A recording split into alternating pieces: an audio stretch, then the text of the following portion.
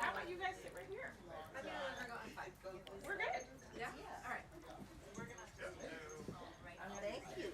So, Mom, you remember Joanna? Oh, yes. Hi. Hi. Oh, it's so nice to see you. Oh, my goodness. Aren't they beautiful? This is Dawn. Hi, Dawn. Oh. Oh. And this is Russell's mother, who came for Jackie's graduation yesterday. Packing it in. There's Matt. Matt, hi.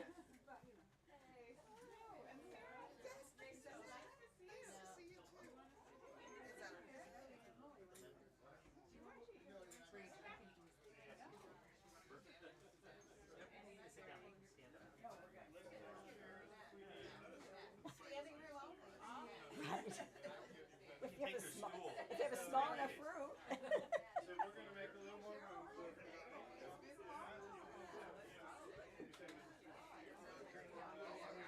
How was graduation?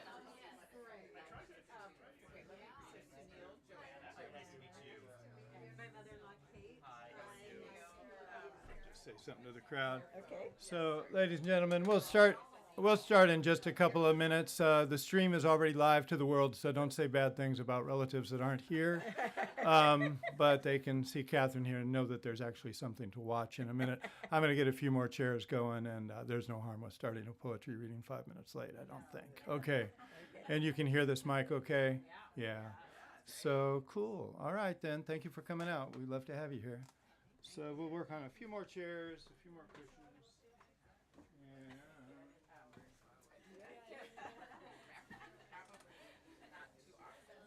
And we did for a while, but recently we've gone down a deal. Yes. Support your little. Yes, yes. As of the last 4 years, right? 4 years. And Friends with Tim Bond. Oh, okay. Yes. so that's awesome.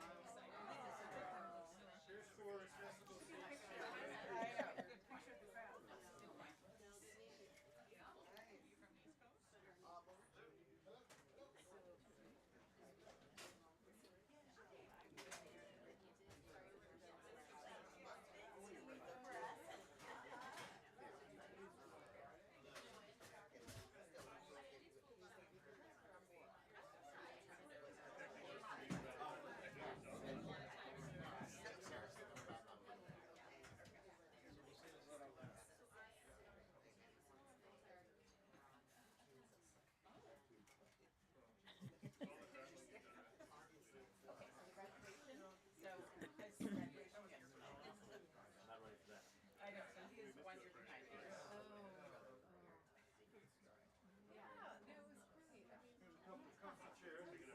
Hey, comfortable chairs.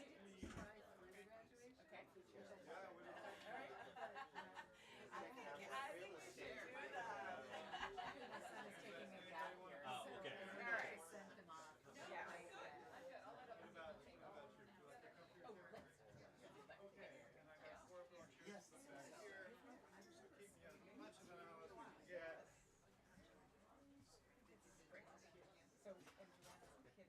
we were prepared for your sort of dozen people.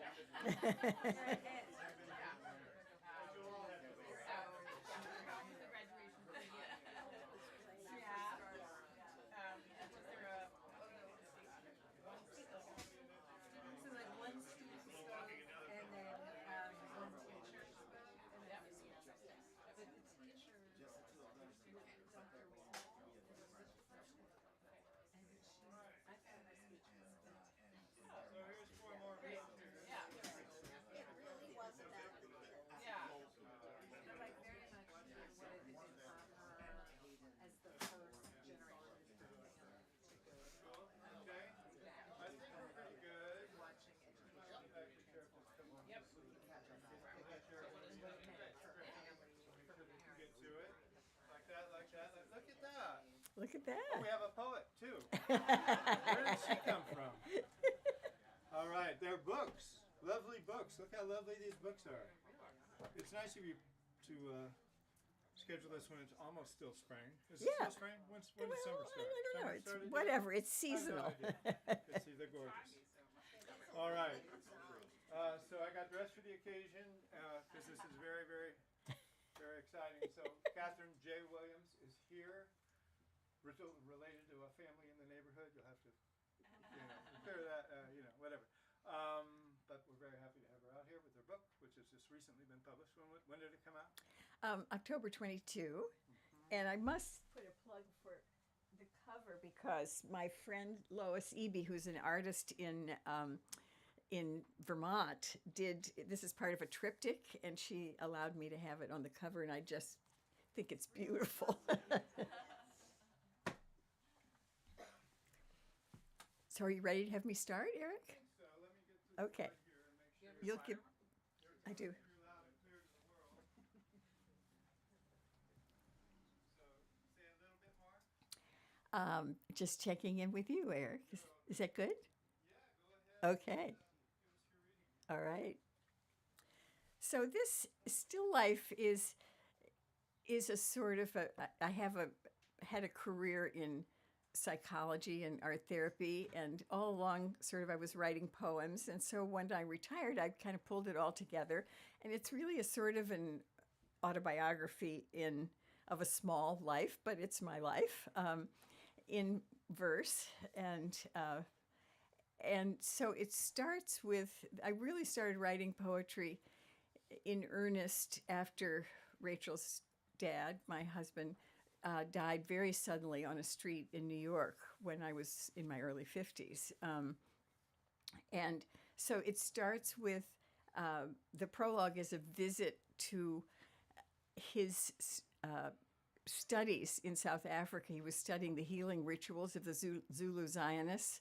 He's an anthropologist, and so we went and visited him. He was there for a year. So it starts with a prologue, then it moves back to his death, and then even further back to my childhood, and then on through to my old age. On visiting my husband, the anthropologist, in South Africa.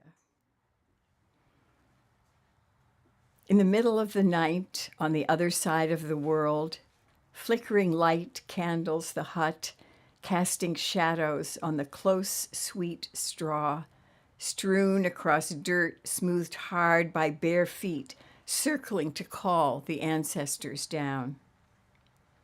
I lean against the cool wall, melting into the warm dark of arms beside me. He's here, too, across the expanse of bodies, intent on the ritual, not sensing the candles dwindle. Alone in the swirling eddy of the dance, I try not to think of the incipient fire my mind ignites, while the worshipers weave into Kairos, that moment out of time when something new flames into being. The last day. We walk, bundled, our breath parting the sea of cold that closes in, free of the current of wills that sometimes runs between us. We lean into each other.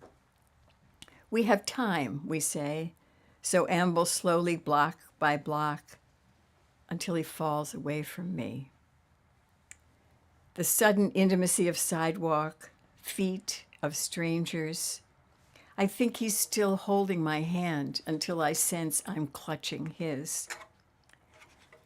Busy people of all sorts slow down and form a shield around us. At Bellevue, the policeman dials my daughter's number. A nurse appears, hands me his wallet, tells me to wait. She says they can't remove his ring, and I say, cut it. Later, I pass his crisp blue shirt in pieces on the floor as I go to lay my head on his chest. On the train back, my daughter's body takes the place of his. When home, habit opens the refrigerator. There, planted on a whim in late November, harvested and washed before we left, his pale new lettuces.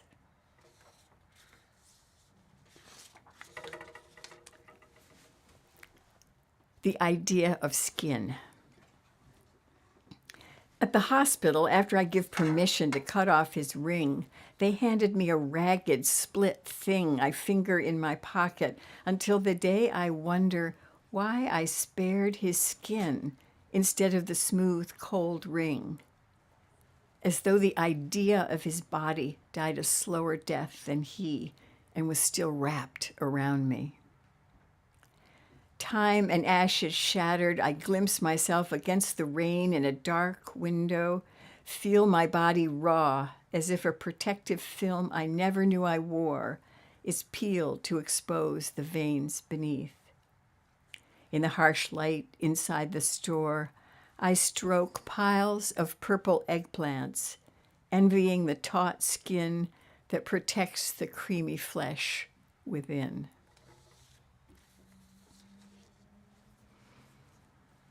And then maybe a year or so later, this is the title poem of the book, Still Life.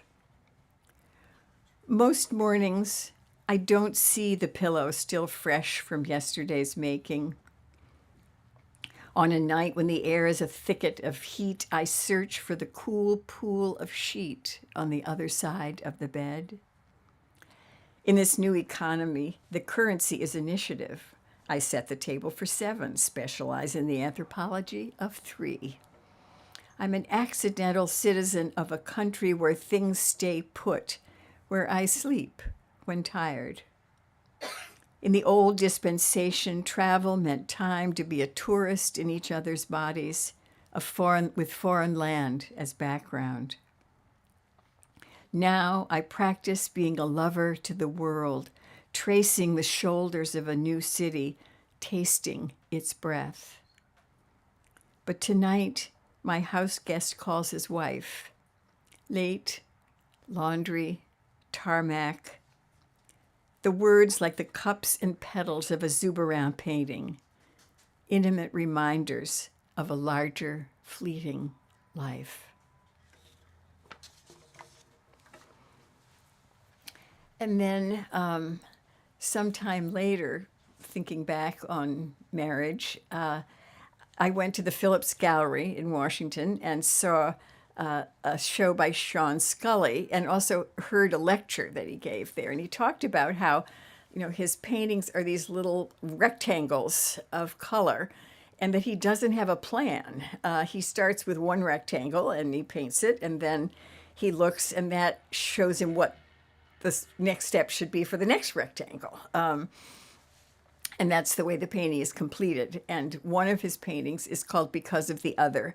So that's the title of this, Because of the Other. In the night, a poem came, lulling me to sleep before I wrote it down.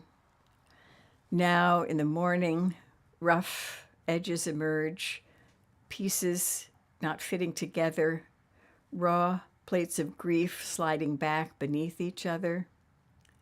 What I wanted to say, did I want to say it?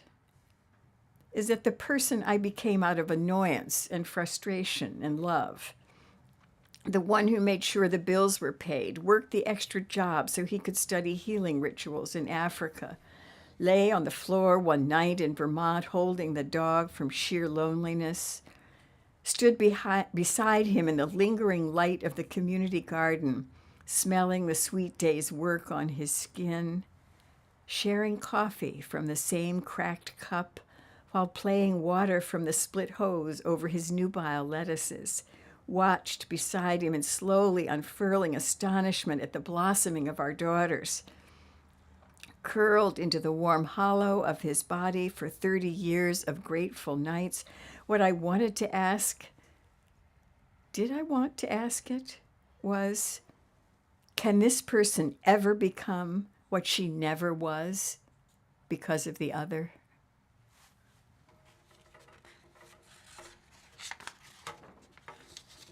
And then some years after that, resurrection.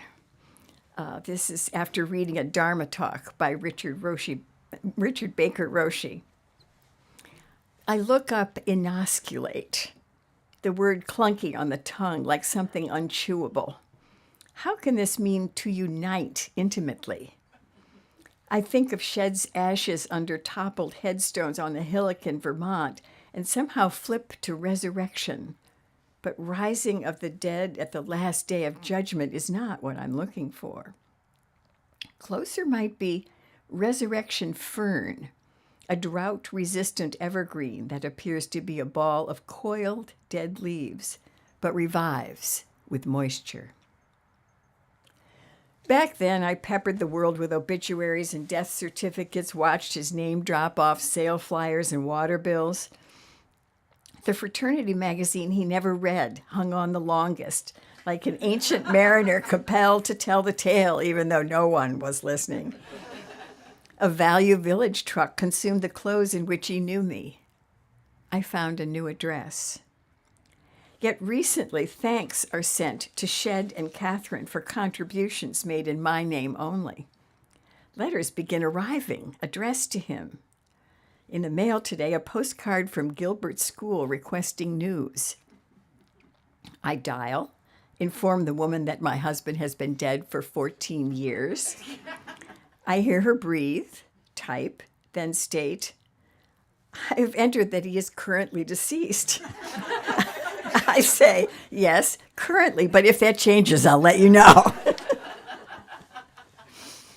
So then the book moves back to my childhood. And in my childhood, when I was 4, my mother took me upstairs, tucked me into bed, went to bed herself, and was paralyzed in the night and never actually walked again. And there's a number of poems about that, but I'll read just one that relates to that in a way. Much of what the kitchen table that Rachel has in her house was the table that was in my kitchen growing up, and so many things happened on this table.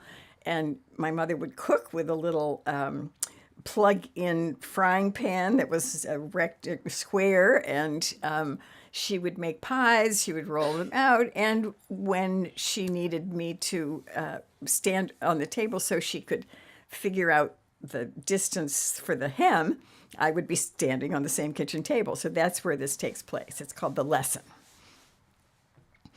I stand on the kitchen table, its old wood cool and smooth under my bare feet. Looking down, I see my mother's braids, hairpinned across her head, so they make a sort of bridge over the part in her hair.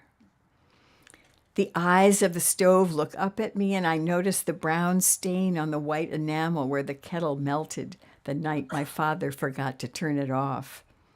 It feels grand up here.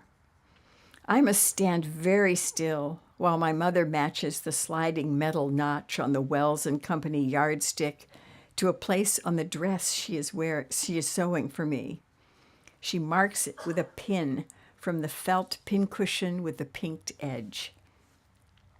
Every once in a while, she asks me to turn, and I do slowly, like the ballerina on top of the jewelry box when it's about to run down. Suddenly, the kitchen seems very warm, and something cold spreads through me as the room goes dark, and I find myself cheek on table, all fluttery inside. My mother tells me I've fainted, and I'm glad it has a name.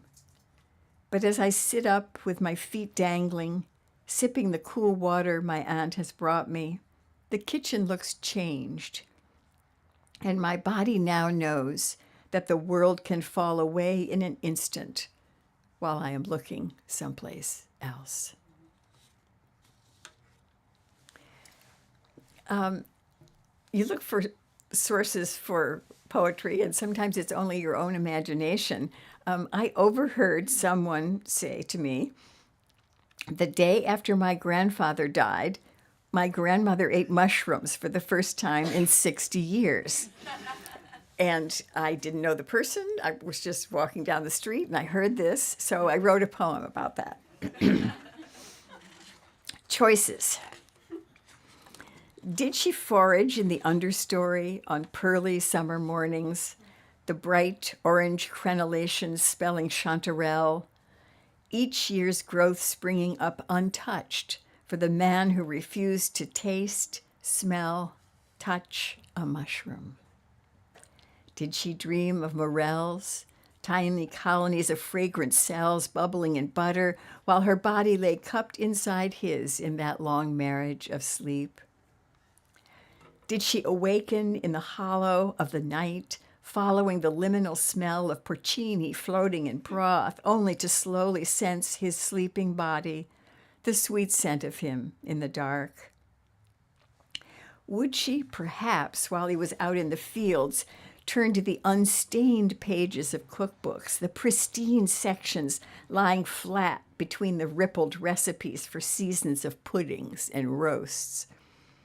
On the morning after the first night she'd slept alone in 60 years, did she rise early, pull her boots over stiff ankles, take herself to the harsh chill of the store to finger musty piles of cremones, umbrellas of portobellos, little moons of common mushrooms, the memory of earth on her hands? And then the next section is sort of more adult life, and this one is meeting my new granddaughter, Charlotte, who is here. Scratchy with sleep, my back to the window, I looked toward the original plans for the Brooklyn Bridge framed on the opposite wall and see a reflected slice of San Francisco. This fused image spans the country, fragile bridges, little houses clinging to hills above the vault. Inside, the silence of breathing in the next room, or the quiet that is no breath between breaths. Stealthily measuring coffee so as not to wake the sleepers, I see a posted diagram of infant CPR and try to envision 30 small thrusts by 2 fingers below the nipple line. I think of this baby, her nails smaller than the scales on the fish the children caught last summer, that moments before slid silver through the weedy waters near our feet. Charlotte, a triumph of science, sperm, egg, desire, lies now tucked between the bodies of parents who dare not fully sleep for fear their weight will crush her. Yet her little lungs expand like wings, spreading as she sheds more of the roar and swish of her first world and moves breath by breath into the hush and tumble of life in this warm house perched on a hill this San Francisco morning. And my mother, before she got married to my father, was taught at a little college. She taught home economics and sewing and things like that. And after she died, after my parents both died, I went up to upstate New York to clean out their house. And so this is called Miss Brown's Illustrative Materials, my mother having been Miss Brown before she became Mrs. Johnston. For Rachel. Awakening into the early dark, head pillowed in the crook of my arm, I smell my mother, the musty, sweet scent of the tissue of skin on the inside of her waiting arm. I'm remembering I'm small, tearing down the hall, picking up speed as I leap onto the bed where she lies, monolithic and welcoming. Her skin seems old, like the soft paper shrouding the contents of boxes stored on the shelf above the garage of my parents' home. In the watery morning light of a later day, lifting the lid of a box labeled Illustrative Materials, I hold overlapping years in the deteriorating tissue. Permutations of velvet emerge, gowns draped on the bias, folded softly along the grain, ruched and cascading at the shoulder. Remnants of my mother's life as a teacher, herself the model, before I entered her world. I call my daughter just lengthening into the woman she will be, ask her to shed her sweats, toss her a dress.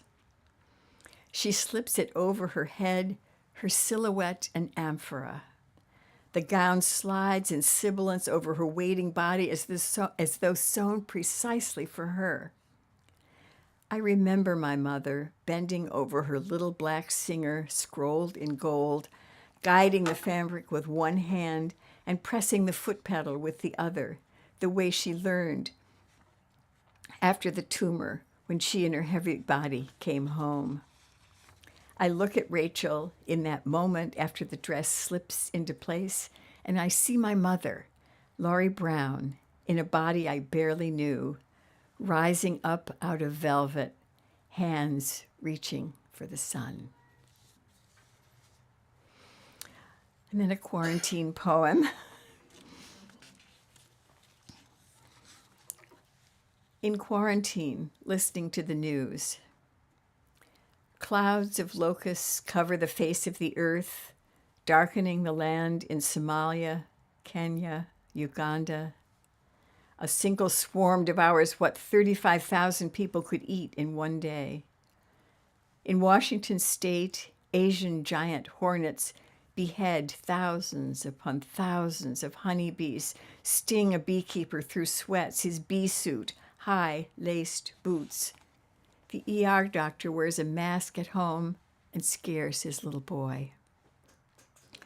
But here's the mourning dove, whose call I've heard high in the white cedar. She's on the ledge by my window, looking in, her dusky feathers glowing like a little fire in the weak light after the storm. The wrecked brown orchid I was ready to toss has just sent out a translucent shoot with 6 tight blossoms as small as ideas. I've started speaking to it to give my voice a witness in this silent house. My friends drove through the barren streets to bring me preserved lemons, nestled in their bed of salt and juice. The jar opens with a click.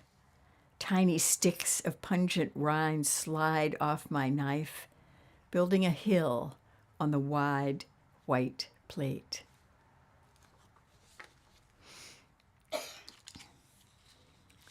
This was written after reading a poem by Louise Gluck.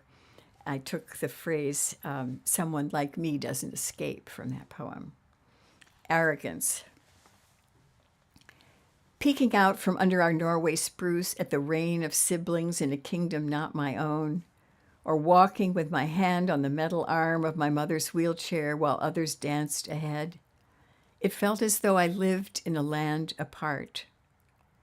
The day my young husband died on a dingy sidewalk in New York, I recognized the territory. Someone like me doesn't escape became an answer to a riddle I didn't try to solve. The dailiness of couples, the ease of others in the world, foreign currency I couldn't spend, and a strange comfort in this recognition. But here I am at 80, still standing in a barely peopled field. How could I have thought myself especially marked? How not notice this brilliant, living loneliness?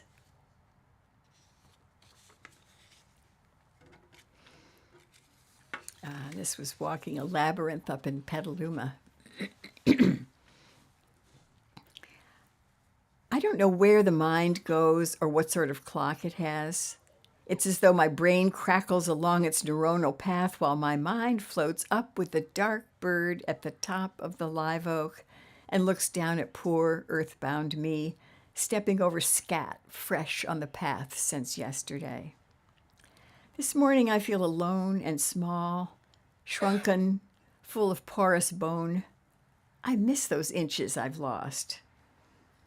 To the east, the tick-ridden deer on the hill are silhouettes, majestic and black. The doe reaches down to the fawn. Step and step, breath, then breath, and I turn into the center. Ring, note, tiny cairn, scattered blue stones. I don't know how this happens. I'm standing arms out, grateful for centuries of talismans, intimate continents of things. And then I remember what I said this morning to someone who called me by the wrong name. No matter is what I said. I answer to anything. But that's a lie. The universe, its elements, and its people has called to me, and I've turned away. I stay still here for a while until my feet begin to follow the path. I notice her as I turn west, lean and dark, her pace matching mine. I look for her each time I round the curve by the fallen tree, know she's behind me as I look toward the lake the fog has made of the valley this morning. As I reach the end of the walk, I raise my arms and she raises hers, my shadow, stretching from my feet all the way up the hill. And the final poem in the book is called Last Night. I always liked that monk who, when planting a hill of beans, was asked what he would do if he knew he would die that night. The one who said, I would finish planting this row of beans. Sort of like that time I took an antibiotic that made me a little crazy and I woke in the middle of the night thinking, this must be it, I'm dying. I'll put in a load of wash so the girls won't have to do it when they come. But now that I'm closer to dying, I'm wondering what I would do if I knew I would die tonight.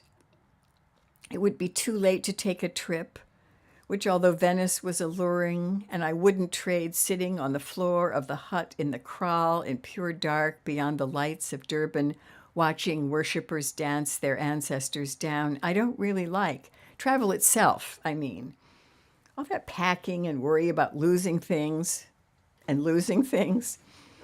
But here I am wasting my time before dying thinking of what I don't want to do, and that's a habit I'd certainly eradicate if there were an instant way to do that.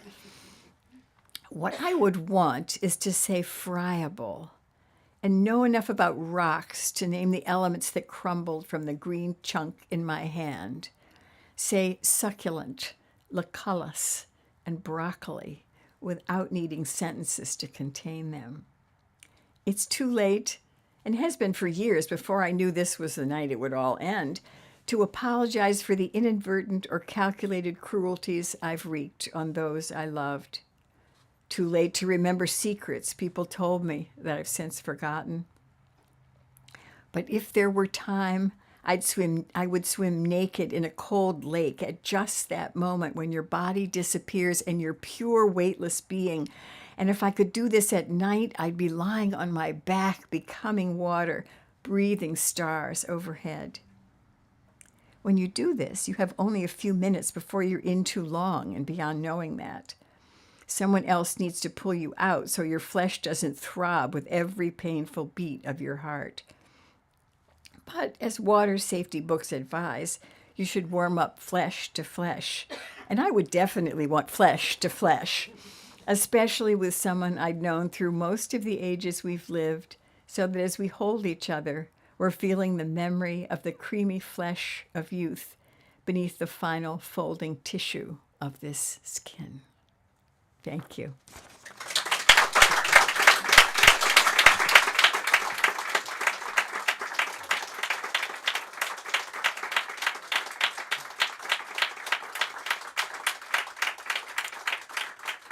Thank you very much, everybody. Thank you. I know it. I know it's so lovely to look out and see everybody. Oh, it's great. Yes. You have had creativity as part of your life, Uh-huh. and prioritize that over other things. Mm-hmm. And I'm not. What would you say to somebody, perhaps like me, who doesn't include creativity in their life? What would you say about what the benefit of that is to a life? Wow. I wouldn't say that you don't have creativity in your life, knowing you as I do. I'm your mother, but right. But really, I think that everyone has a possibility for creative expression, and that every poem you write, every journal entry you write, every paper you write about a topic you're not even interested in, but you pull it together and you write it. It's part of the whole process is part of what gives life its meaning. And I just think, I mess around with collage and artwork. And I don't make anything beautiful, but I just do it and I love it. And I think it's life-giving. I have this, Rachel knows, but the rest of my, a group of therapists in DC, and I started a little group thinking we would spend a year or two studying creativity, and we've been doing it for 25 years or something like that. We meet together, we go to museums, we read about theories of creativity. And as we've gone along, a couple of us were interested in the arts, but in actually making art. But as we've gone along, other people who never thought they would picked up cameras. And one of the most serious kind of psychiatrists in the group saw his wife's shower cap and did a whole series, like 12 images of him with, his wife's shower cap, and they were fascinating. It just taking a picture in the mirror. So it's just great.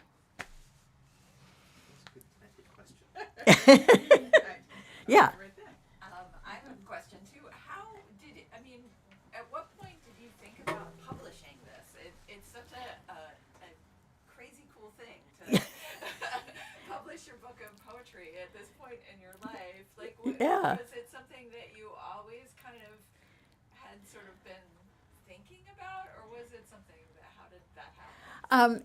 No, I really, I really just kept writing poems for the sake of writing poems. And then at some point I had just a lot of poems. And I had friends who were putting books together. And then I thought, well, I was in my 80s before I retired from my work as an art therapist and psychologist. And I thought, well, this will be a good thing for me to do when, once I'm not going to work anymore. So, yeah, and it's actually it was both the most annoying and time-consuming and nitpicking kind of thing, and just a fascinating thing to think which poems to pick, which do you throw out, and how to make an arc that actually says something, and the poems talk to each other in ways that I hadn't anticipated necessarily. And so that was a treat. Yeah. Thanks. Yeah, Joanna. I'm so struck by the intimacy of your poems, sort of the emotional and physical intimacy. What does it feel like to put that out into the world? Well, I think when you are a poet and I don't know if Phyllis is still here, but you're doing that with other poets all the time, so it just kind of feels like this is the territory where you do it. And so then that makes it feel sort of friendly, and everybody's human, and it's a way to kind of connect. Yeah, Jen. I'm curious about your routine or your methodology, particularly around revision. Yeah. How does that work for you? Sometimes you have to put it to bed and pat it and just say, I'll be back in 15 years, and other times I just work. I think it's almost there, you go through, but certainly I've done things like, cut all the lines apart and reshuffle them, or just go through. And Marie Howe talks about going through the poem with a comb, and like combing the poem, and then the little detritus falls away. And so it depends. And then some of them you revise and you kill them, Yeah.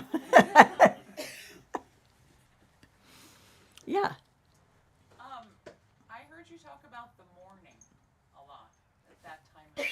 In many of your poems, you refer to the morning, and I was just wondering if that is a particularly special time of day. Good, perceptive, Amy. Yeah. Yes, it is. I think it's a number of things. That I do love the morning. I wake up early. It's the best time of day, and also, it's a time that's quiet. And if you're an early riser, you have this little pool of sort of meditative time. So I often wrote them in the morning, just functionally. And then I love the morning. So, yeah. Yeah, I can feel that. Yeah, that's interesting. I can't, but you're right. Yes. One of the things that strikes me is the complete lack of self-consciousness. The fact that you're speaking it Mm-hmm. and there isn't any sense that, well, I didn't like this word, so I'll take it out and put another word in. Mm-hmm. They're they're intimate, but they also are very simple. Mm-hmm. Mm-hmm. Yeah, I have friends who write fascinating poems that you chew on and you're not quite sure exactly what they mean, but you love the process. But I might not be smart enough to write those. I'm not sure. I'm not sure that the kind of smartness that writes that kind of poem is contributing to poetry.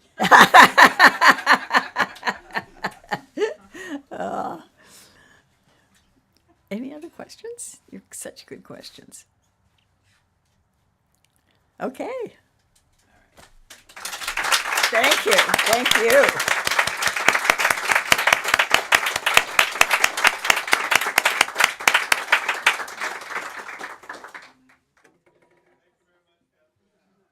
Thank you, Eric.